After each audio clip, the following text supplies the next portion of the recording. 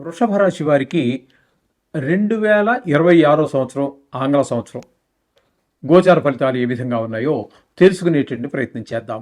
ఇక్కడ వృషభ రాశి వారికి ద్వితీయ స్థానంలో గురువు యొక్క సంచారం జూన్ 1 వరకు, జనవరి 1 నుంచి జూన్ 1 వరకు గురువు ద్వితీయ స్థానంలో సంచారం. ఈ ద్వితీయ స్థానం సంచారం చాలా అద్భుతమైన ఫలితాలు ఇస్తుంది.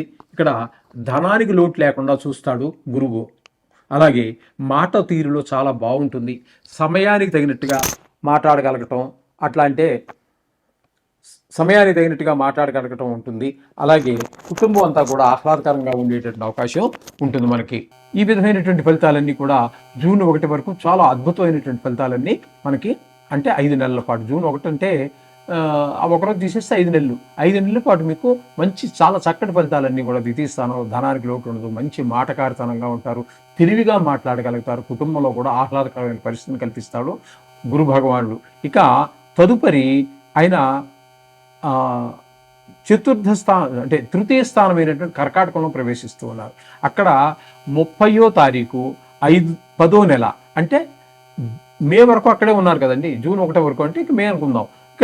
ఇక్కడ కూడా 30వ తారీఖు 10వ నెల కాబట్టి ఇక్కడ కూడా 5 నెలల పాటు ఆయన ఇక్కడ సంచారం చేస్తూ తృతీయ స్థానంలో సంచారం చేస్తూ కర్కాటకంలో. అది ఆయనకు ఉచ్చ స్థానమే. కానీ ఇక్కడ గోచార ఫలితాల్లో స్థాన ఫలితాలు పెద్దగా ప్రాముఖ్యత వహించవు. కాబట్టి తృతీయ స్థాన ఫలితాలు అంటే మీకు మీరు ఏ పని చేసినప్పటికీ కూడా యోగించడు. కాబట్టి ఏ విషయాల్లో అన్నట్టయితే మీరు ఏ పని చేసినా కూడా ఇంట్లో వాళ్ళు కూడా మిమ్మల్ని ప్రోత్సహించరు. అలాగే ఆఫీసులో మీరు ఎక్కడ పనిచేస్తున్నారు అక్కడ కూడా మీ పై స్థాయి వారు కానీ, మీ స్థాయి వారు కానీ, మీ కింద స్థాయి వారు కానీ సహకరించరు. అట్లాగే కొన్ని ఇబ్బందికరమైనటువంటి పరిస్థితులు కూడా ఏర్పడుతూ ఉంటాయి. ఎవరు సహకరించకపోవడంతో ఎవరు సహకరించట్లేదు, ఒంటరి వాడిని అయిపోయాను అనేటువంటి ఒక ఫీలింగులో మనకి విజయం కొంచెం కష్టంగా అబ్బుతుంది. ఈ విధమైన ఫలితాలన్నీ గురువు రెండవ 5 నెలలు అంటే 6వ నెల నుంచి 10వ నెల వరకు ఈ విధమైన ఫలితాలు ఇస్తూ ఉన్నాడు.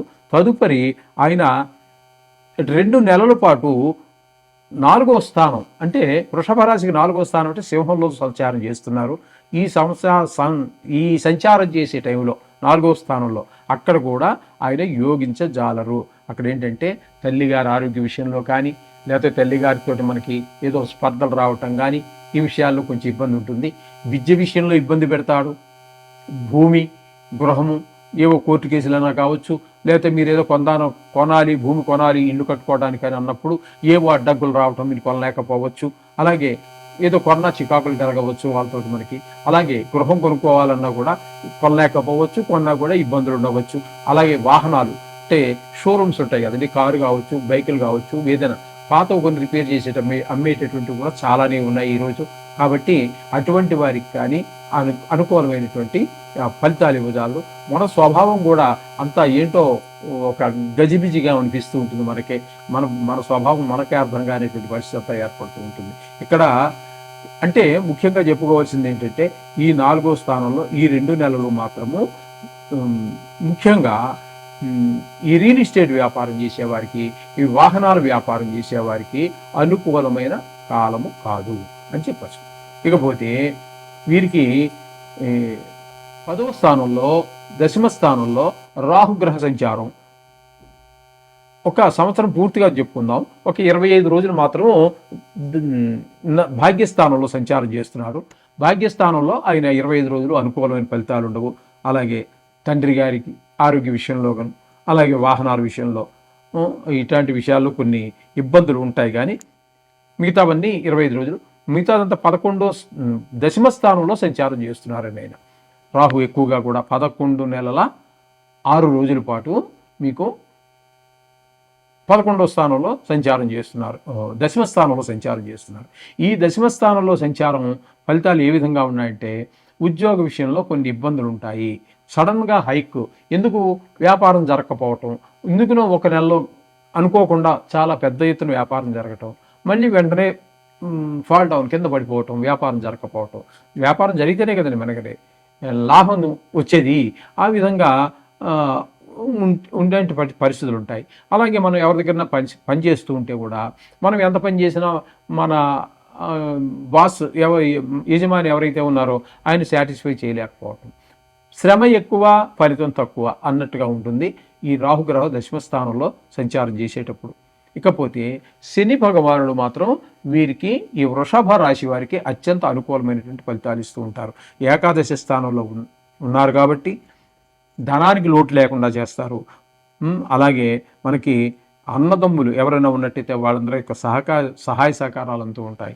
ధనార్జన బాగుంటుంది, వ్యవహార నైపుణ్యం బాగుంటుంది. ఏదైనా వ్యవహారం మొదలైతే నైపుణ్యం బాగా కనబడుతూ ఉంటుంది. అలాగే కొంతమందికి ఆయుర్దాయ విషయంలో కొంచెం అటు ఇటు ఊగులాడుతూ ఉన్నటువంటి పెద్దవాళ్ళు ఎవరైనా ఉన్నట్టయితే అటువంటి ఆ ఆయుర్దాయాన్ని కూడా ఈయన పొడిగించడానికి అవకాశం ఉన్నది. అంటే ఏమి జరగకుండా, ప్రాణహాని జరగకుండా కాపాడే అవకాశం కూడా ఈ శని భగవానుడు ఏకాదశి స్థానంలో ఉండటం వల్ల కనబడుతూ ఉంటుంది. ఈ విధమైన ఫలితాలన్నీ కూడా మనం వృషభ రాశి వారికి చెప్పుకోవాలి. అయితే ముఖ్యంగా ఈ రాశి వారికి గురువు ఒక 5 నెలల పాటు మీకు శుభ ఫలితాలు అందిస్తున్నారు. రాహువు మళ్ళీ మీకు అద్భుతమైనటువంటి ఫలితాలన్నీ కూడా ఒక ఇంచుమించుగా సంవత్సరం అనుకోండి, ఒక 25 రోజుల పాటు వదిలిపెట్టినట్టయితే గురువు రాహు అనుకూలంగా ఉన్నారు. అలాగే శని భగవానుడు కూడా అనుకూలంగా ఉన్నాడు. అంటే పూర్తిగా, అంటే శని రాహు పూర్తిగాను, గురువు సగం వరకు మీకు అనుకూలమైనటువంటి ఫలితాలు ఇస్తూ ఉన్నారు. ఇక పూర్తిగా కేతు గ్రహం ఒకటి మనకి ఇబ్బందికరమైనటువంటి పరిస్థితులు కనిపిస్తూ ఉన్నది. 5వ స్థానంలో ఉంది కాబట్టి సంతానం విషయంలో, ఎందుకంటే మనకి సంతానం ముఖ్యం, మనకంటే కూడా మన సంతానం ముఖ్యం. ఏదైనా గాయం అయిందనుకోండి, అదేదో నాకేనే బాగుండు, నా పిల్లలకు కాకుండా అనిపిస్తూ ఉంటుంది. ఆ విధంగా 5వ స్థానంలో ఉన్నటువంటి కేతువు కొంచెం ఇబ్బందికరమైనటువంటి పరిస్థితులు సంవత్సరం పొడికి ఒక 25 రోజులు మళ్ళీ మీకు తృతీయ స్థానంలో అనుకూలంగా, అంటే లాస్ట్లో అక్కడికి వెళుతున్నారు. అక్కడికి వెళ్ళటంతో 3వ స్థానం అయినటువంటి కర్కాటకంలో ప్రవేశించిన ఆ 25 రోజులు మాత్రం ఆయన అనుకూలిస్తూ ఉంటారు. అంచేత ముఖ్యంగా 11 నెలల పాటు ఇబ్బంది పెట్టేటటువంటి కేతువు ఏమండి 8 నెలల పాటు ఇబ్బంది పెట్టేటటువంటి గురువు కొంచెం ఇబ్బందికరంగా ఉంటుంది. కాబట్టి మీరు ఇది సంవత్సరకాల ఫలితాలు కాబట్టి దీన్ని వదిలించుకోవటం అనేది మంచిది. ఏదో నెల రోజులు అంటే కళ్ళు మూసుకుంటే అయిపోతుందిలే, వారం అయితే కళ్ళు మూసుకుంటే అయిపోతుందిలే అనుకోవచ్చు.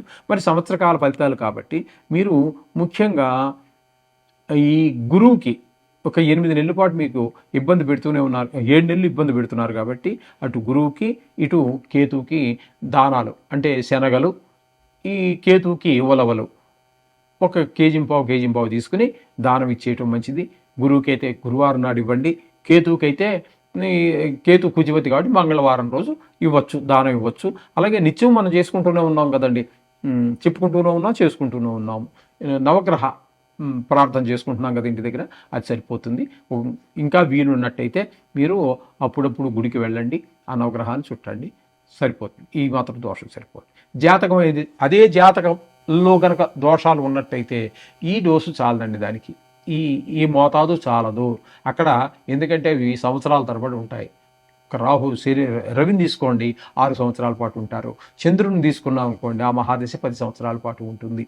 అలాగే కుజుడు 7, బుధుడు 17, గురువు 16, శని 19, రాహు 18, మళ్ళీ కేతు 7, ఇలా మనకి ఎక్కువ సంఖ్యలో జరుగుతూ ఉంటాయి. కాబట్టి అక్కడ ఏదైనా దోషం ఉన్నట్టయితే వాటిని వదిలించుకోవడానికి కొంత ఇబ్బందికరమైన పరిస్థితులు తప్పవు. అలా అని చెప్పి ఖర్చు కూడా కొంచెం అవుతుంది.